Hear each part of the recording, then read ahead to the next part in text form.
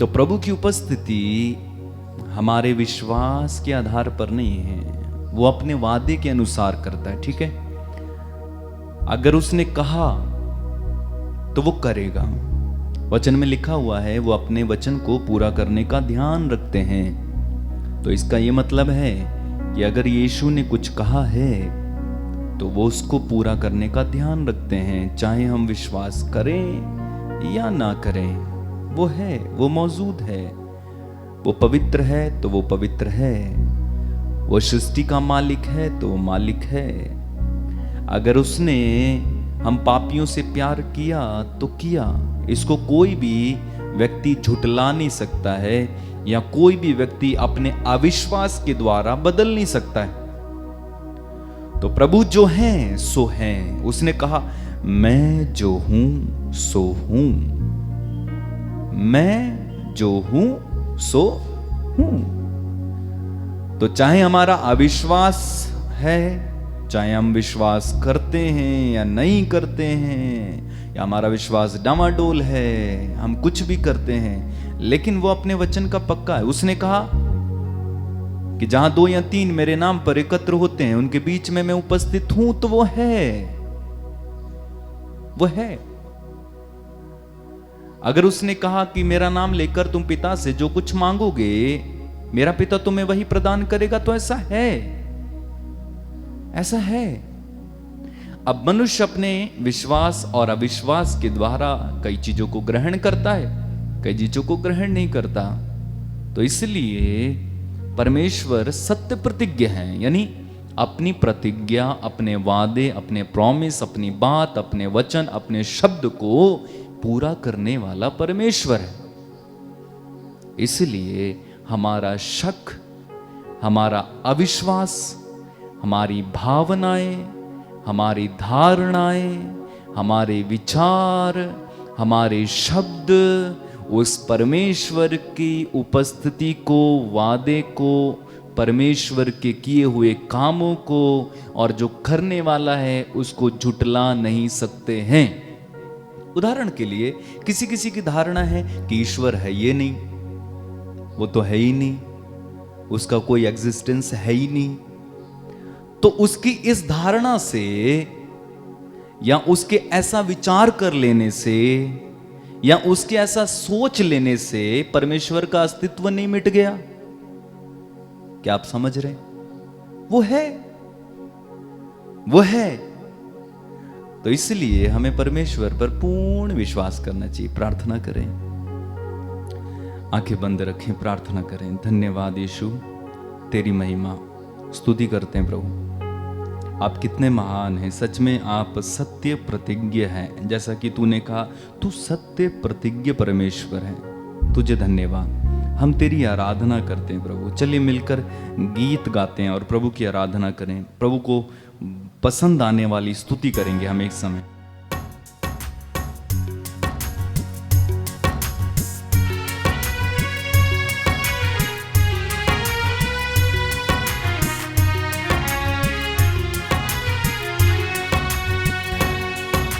यीशु यीशु हम तेरी आराधना करते, हम तेरी आराधना करते। गाएंगे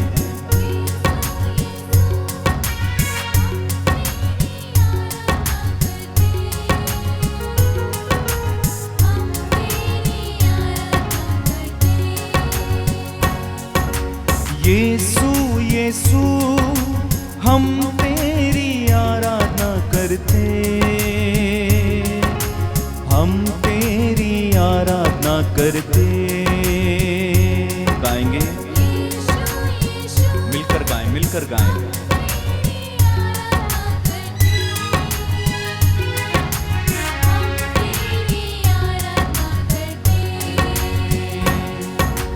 अब्बा पिता हम तेरी आराधना करते, हम तेरी आराधना करते। अब्बा पिता हम तेरी आराधना करते,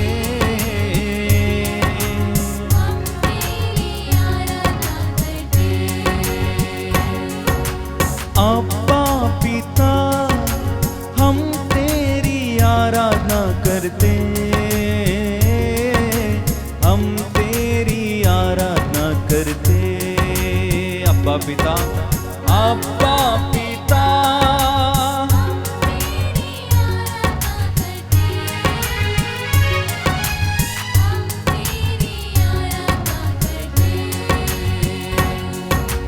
आराधना आराधना यीशु की,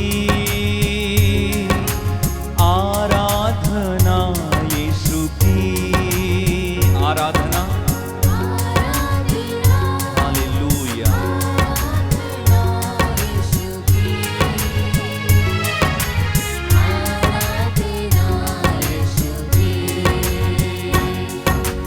आराधना आराधना अब्बा की, आराधना अब्बा की, आराधना आराधना आराधना यीशु की, आराधना यीशु की।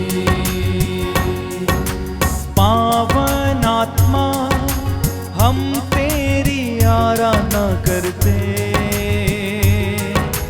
हम तेरी आराधना करते। लीन होकर गाएं, पावन आत्मा हम तेरी आराधना करते, हम तेरी आराधना करते। आत्मा प्रभु हम तेरी आराधना करते, हम तेरी आराधना करते। आत्मा प्रभु, आत्मा प्रभु, हम तेरी आराधना करते, हृदय से आने दीजिए। तेरी आराधना करते। आराधना आराधना आत्मा की, ओ आराधना आत्मा की, आराधना आराधना आत्मा की, आराधना आत्मा की। हमको जीवन देने वाले हम तेरी आराधना करते, हम तेरी आराधना करते। दिल से गाइए, हमको जीवन देने हम तेरी आराधना करते, ओ हो तेरी आराधना करते। हमसे प्यार करने वाले हम तेरी आराधना करते, हम तेरी आराधना करते। हमसे प्यार करने वाले हम तेरी आराधना करते, हम तेरी आराधना करते। हाथों को उठा के, यीशु यीशु हम तेरी आराधना करते, हम तेरी आराधना करते। दिल लगा के हाथों को उठा के, यीशु यीशु हम तेरी आराधना करते, हम तेरी आराधना करते। हमको मुक्ति देने वाले हम तेरी आराधना करते, हम तेरी आराधना करते। हमको मुक्ति देने वाले हम तेरी आराधना करते, हम तेरी आराधना करते। हमको शांति देने वाले हम तेरी आराधना करते, ओ हो हम तेरी आराधना करते। हमको देने वाले हम तेरी आराधना करते, आराधना करें प्रभु यीशु की। हम तेरी आराधना करते। यीशु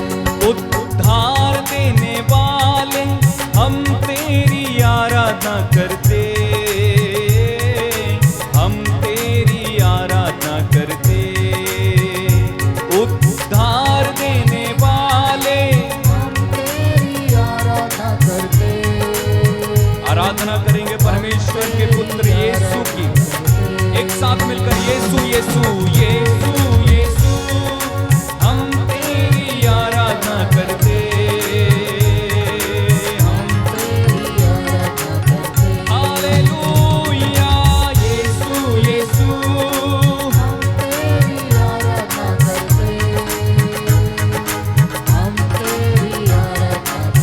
सब लोग मिलकर गाएं यीशु यीशु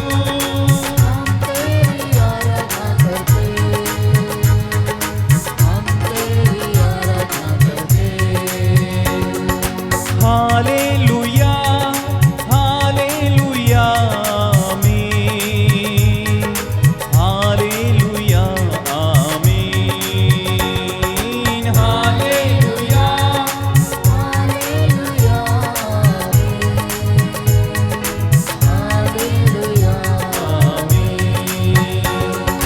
हालेलुया हालेलुया आमीन, हालेलुया आमीन। यस लॉर्ड, तालियां बजाते हुए प्रभु की स्तुति करें। तू हमारे बीच में स्वामी प्रभु जी है, हम आराधना करते, हालेलुया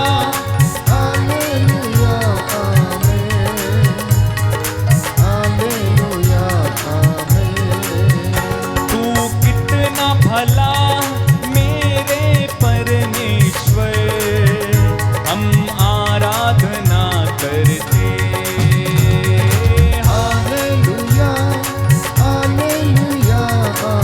तालियां बजाते हुए प्रभु की स्तुति करते जाइए।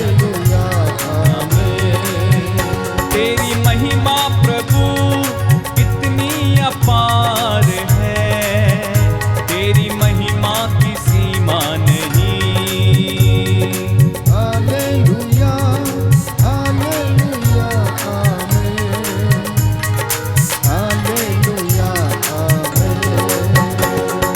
यीशु यीशु कितना भला तू है, तू कितना महान है। ताली बजाकर जोर से हालेलुया हालेलुया आमीन, हालेलुया आमीन।